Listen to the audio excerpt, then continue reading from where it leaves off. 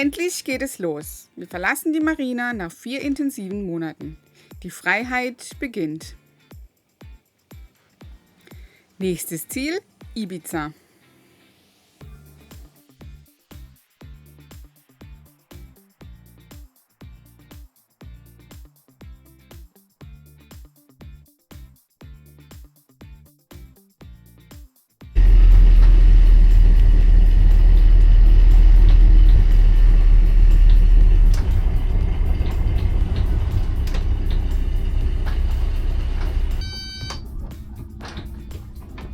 Man hört nichts.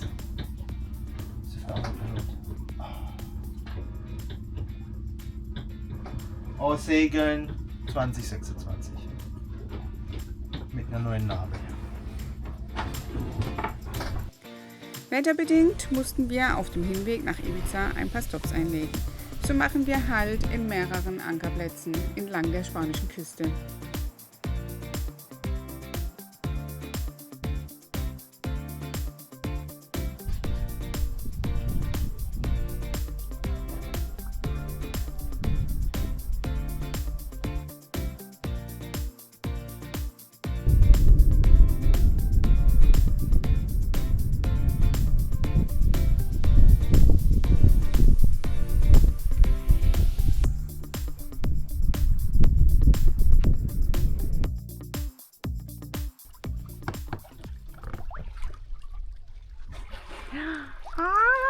Hola, ¿cómo está?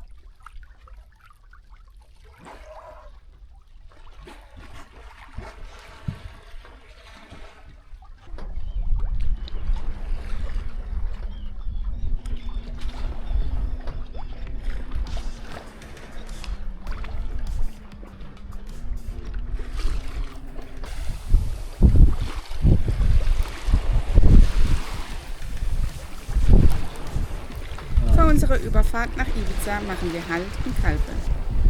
Auf dem Weg dorthin gesellt sich ein Vogel zu uns, der Unterschlupf für die Nacht sucht. Das ist total zutraulich.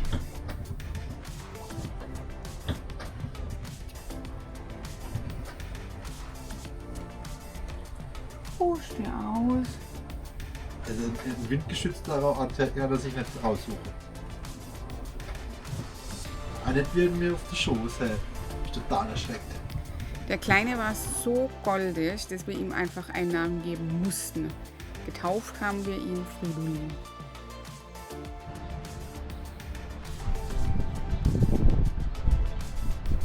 Im letzten Jahr waren wir ja bereits bei Calpe. Damals haben wir uns aber kaum die Stadt angesehen. Diesmal wollten wir das nachholen.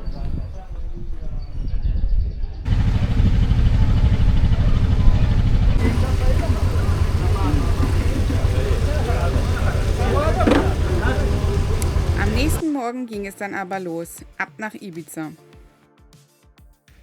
Auf Ibiza angekommen, genießen wir das Leben in vollen Zügen.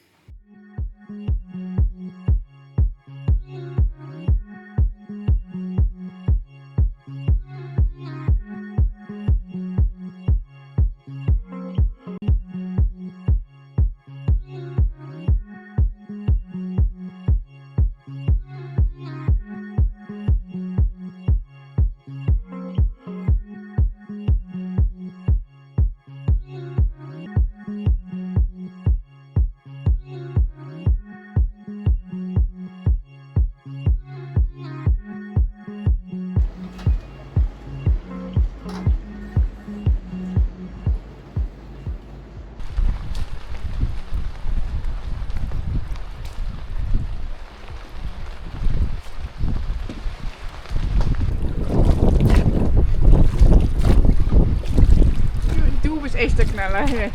Du kennst gar nichts. Wo kommt frisches Brot? Schreib mir, wenn du kommst. Hä?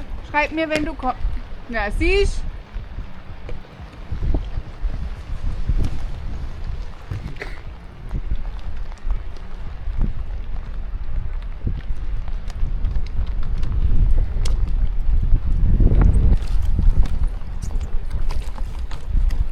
das gesagt?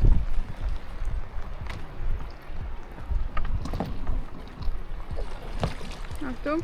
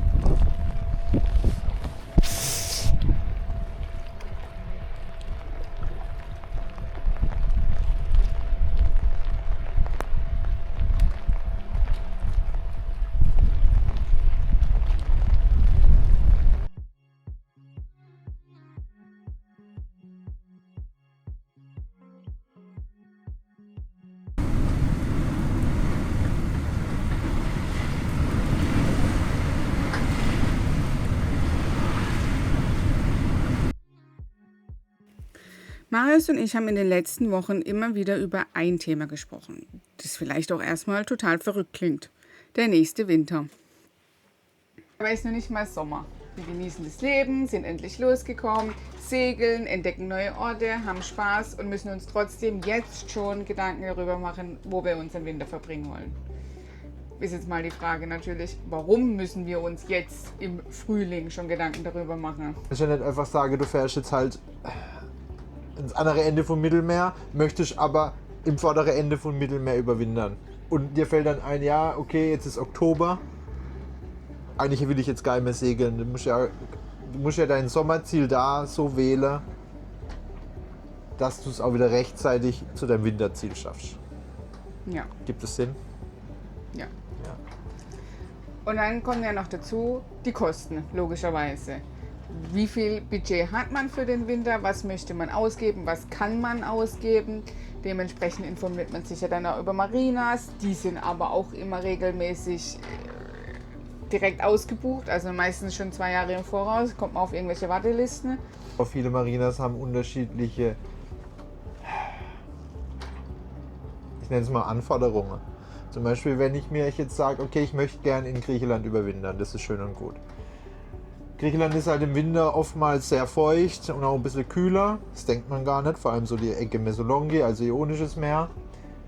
Und da muss man definitiv heizen. Es geht nicht anders da.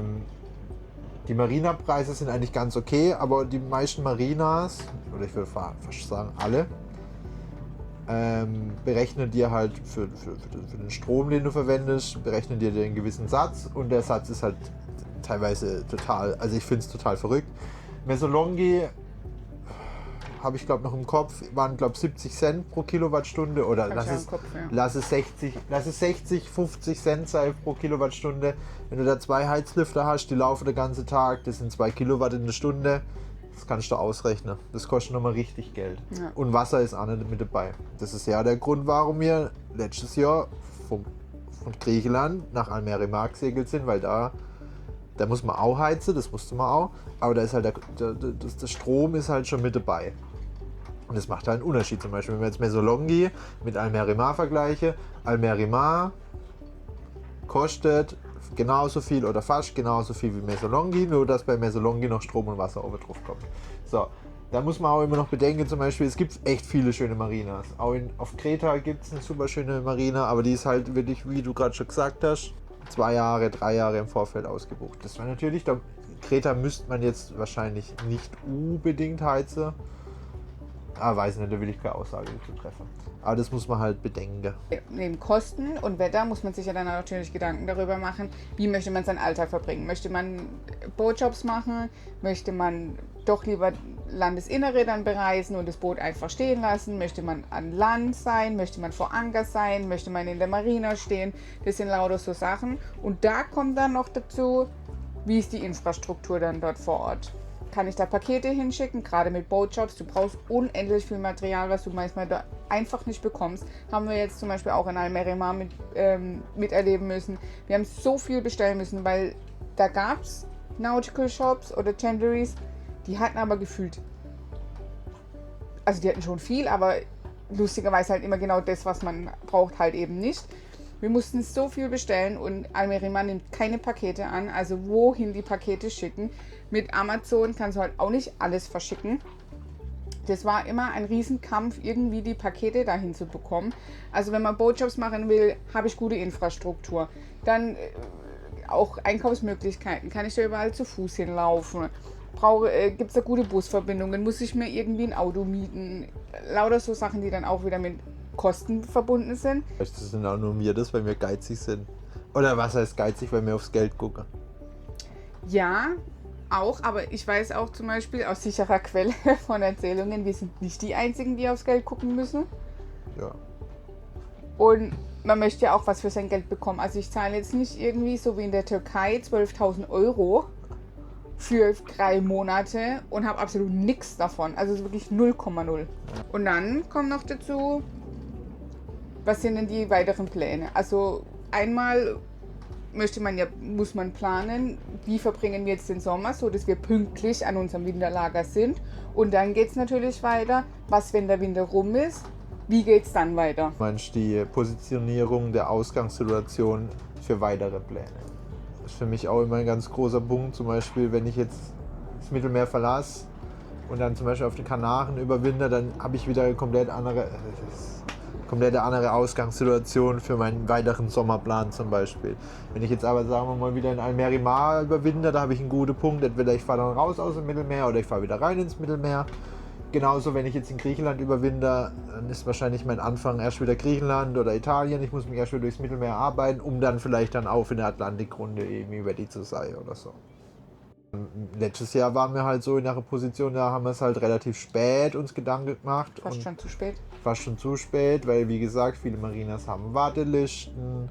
Uns war jetzt letztes Jahr das erste Jahr, dass wir gucken mussten, was machen wir im Winter. Und wir haben dann festgestellt, dass wir ab so Juli von jedem, den wir kennengelernt, gefragt wurden, ja, wo bleibt ihr denn im Winter? Was habt ihr denn im Winter vor? Und wir so, ja, gucken wir mal. Dauert doch noch ein bisschen. Ja. Ja.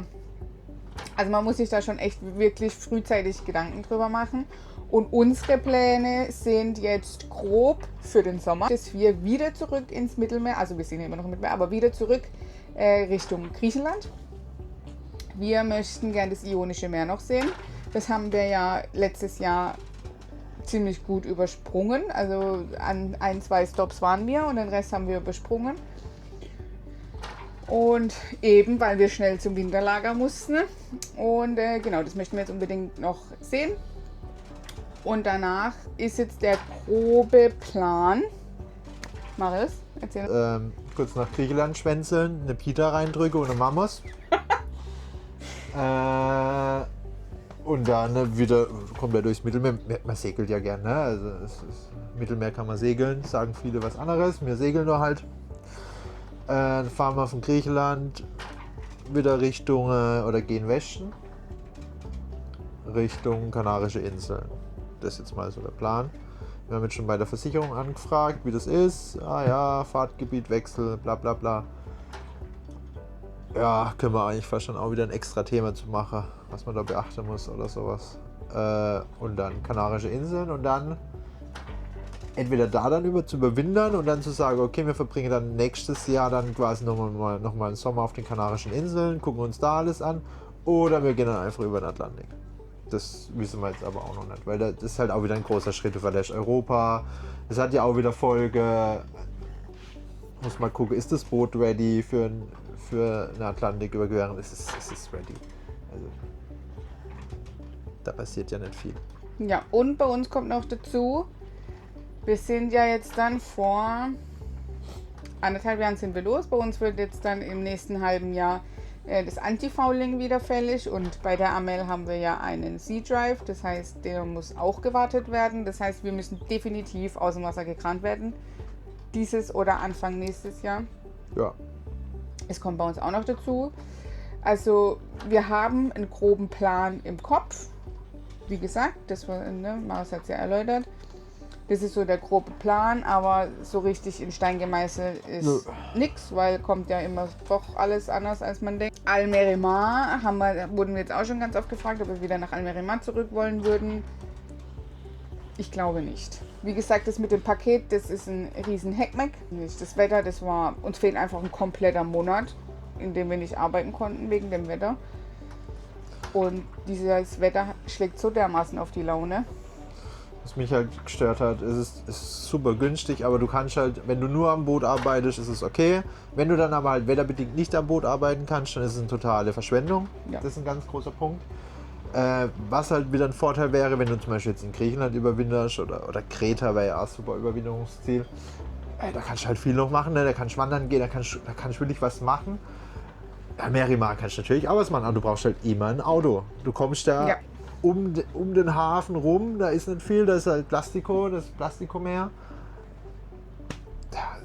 Wir waren ja auch da noch in der Sierra Nevada und sowas, aber du brauchst halt immer ein Auto. Das ist halt immer dieses, du bist eingeschränkt. Sagen wir mal, im Vergleich, du überwinterst jetzt auf den Kanaren, du gehst dann in eine Marina, sobald die ARC durch ist, sind die Marina-Preise relativ gemäßigt, du musst nicht heizen, du hast immer 20 Grad und du kannst halt auf den Kanarischen Inseln kannst du extrem viel machen.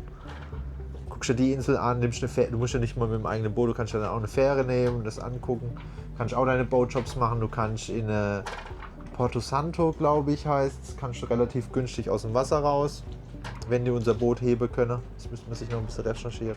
Ja. Aber da gibt es mehr Möglichkeiten. Klar, du hast dann halt wieder eine komplett andere Ausgangssituation für die nächste Saison, Ja. weil du das Mittelmeer verlässt. Also das sind immer Abwägungen. Für mich wäre es am schönsten, wenn wir gar keine Off-Season hätten, sondern einfach das ganze Jahr durchsegeln, erkunden, neue Sachen kennenlernen.